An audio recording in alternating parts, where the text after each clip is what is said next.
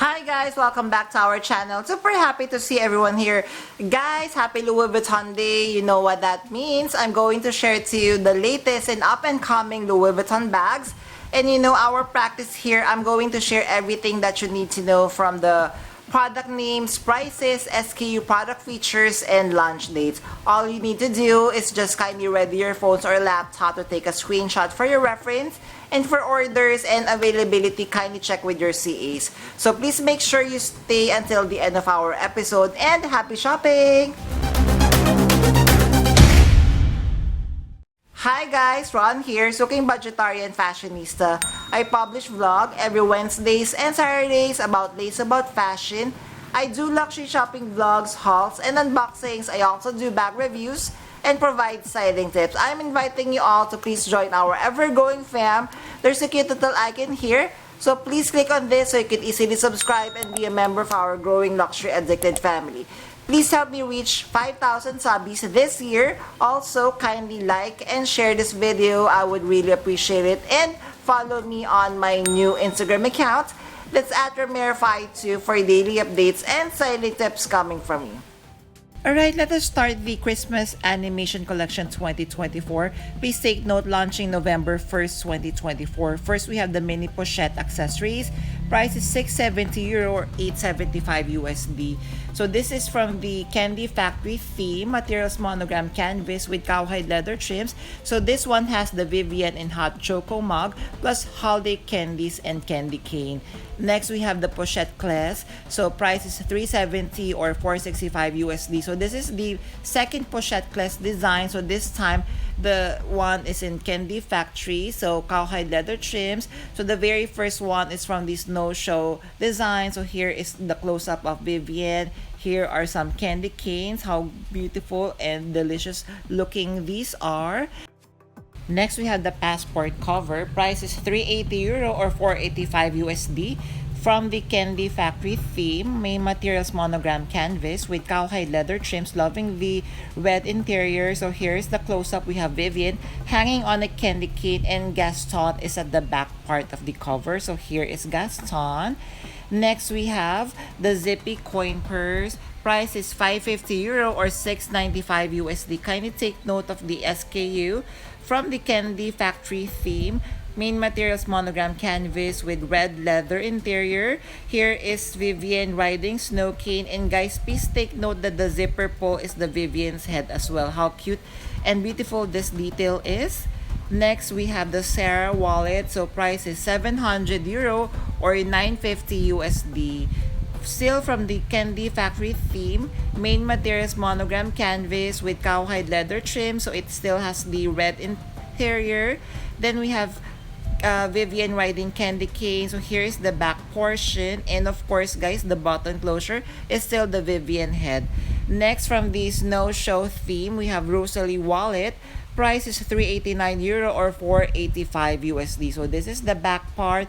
This is the interior. So the interior is the Tiffany blue colorway. It has one zippered compartment. So the button closure is Vivienne's head. And here we have Vivienne riding a ski. So we have polar bear. Then we have snowflake detail. Next, we have the second passport cover design. Price is €380 or $485 USD. So this is from the Snow Show theme. It has the Tiffany blue interior. Guys, please take note that it has this stamping at the front or at the back. Then we have Vivienne here playing with snow. Then we have a polar bear at the back portion of the passport cover.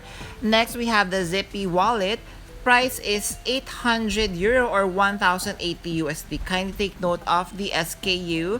From the Snow Show collection, my material is monogram canvas with cowhide leather trim. So this is the front part where Vivienne is skiing with snowflake detail, and this is the back part. So guys, please comment down below what Vivienne is this one. I'm thinking that it is a reindeer. So here we have a preview. So we have Kirigami Pochette price SKU. Please do stand by. Once I have more information, I'll be creating a separate vlog. So this is from the Candy Factory theme. So main material of the Kirigami Pochette is the monogram canvas with cowhide cowhide leather trims. So here we have Vivian in the heart-shaped candy cane and Vivian in the holidays Christmas stockings. Then we have the very beautiful Nano Alma. Wow! So guys, it is made of monogram canvas with vachetta leather trim. So it would have a detachable Vivian head bag charm. It would also have a detachable and adjustable leather shoulder strap. On the other side, guys, I'm seeing another Vivian design that it looks like a gingerbread.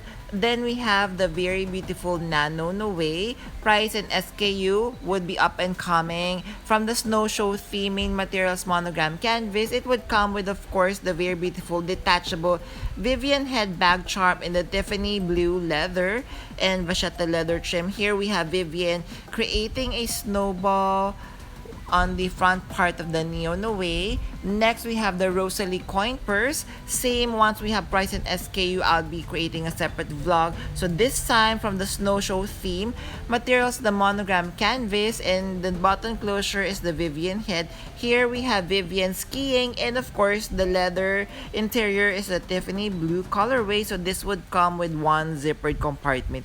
It would come in the candy factory theme. So this is still the same Rosalie coin purse. So here we have Vivian in the heart-shaped candy cane. It comes in gold hardware. The button closure is the Vivian head. The leather interior is color red. It would come with one zippered compartment. So guys, this collection would be launching November 1st. Kindly check with your CAs. Then we have, guys, another sneak peek of the mirror bag re-edition collection. I am guessing, guys, this would be launching January 2025. First, we have the Speedy. The main material of the mirror collection, as we know, is the silver metallic patent, or with LV, it is the Vernise leather. So it would come with the embossed monogram detail. Then we have the hobo loop bag. Price of this one is 3,000 USD. Price still may vary or may still change. So main material is the silver metallic Vernise patent leather, and the monogram is embossed. It would come with two straps, detachable and adjustable leather strap, and it would come with silver chain strap that is fully detachable as well. Then we have the core pouch, or the heart pouch. I'm sorry for the mispronunciation. Price is 745 USD. So the main material of this one is the silver metallic Vernise patent leather. We have the monogram embossed detail. It would come with silver hardware. Then we have the chain strap in silver color as well. And guys, we have the pochette. So price of this one is 1,660 USD. So this is like a wallet on chain style, but instead of chain, we have leather strap. So main materials, the metallic silver Vernise patent leather. So since this is a wallet on chain style, please take note that you have to be mindful of the things that you could carry inside this pochette. And guys, I believe this is a different material from the mirror bag re-edition collection, because I'm seeing here, as from the photo, the colorway is gradient, so darker below, then it would go lighter as you go up. It would come with the detachable Louis Vuitton flower bag charm. I am loving the bag charm, and of course the gradient colorway of the Speedy. And then we have the on the go. So guys, for the price and SKU of this one, once I have more information and definitely more bags and SLG from the mirror bag collection, I would be creating a separate vlog. But please take note or take a look at the sides of the on the go. It looks a little bit puffy or slouchy. That's why I'm thinking the material of this one is a gradient nylon material, just like with the Prada re-edition. Last but not the least, we have the pochette accessories, I think. So notice, guys, the shoulder strap that it comes with. That's why I'm thinking this is made of nylon, because it is a puffy shoulder strap. So we have the gradient Louis Vuitton monogram detail. Then it would come with silver hardware as well. There, did you enjoy our episode for today? If you have stayed until this part of this vlog, kindly leave me a credit card emoji. I would really appreciate it. Thank you! Before we end our episode for today, I'm inviting you all to please join our ever-growing fam. There's a cute little icon here, so please click on this so you can easily subscribe and be a member of our growing luxury addicted family. Please like and share this video and follow me on my new Instagram account. That's at Ramir52 for daily updates and styling tips coming from me. A million thank you for staying with me in today's episode. I'm going to leave a couple of videos here for you to check out. Please stay safe. I'm going to see each and every one of you soon. Bye!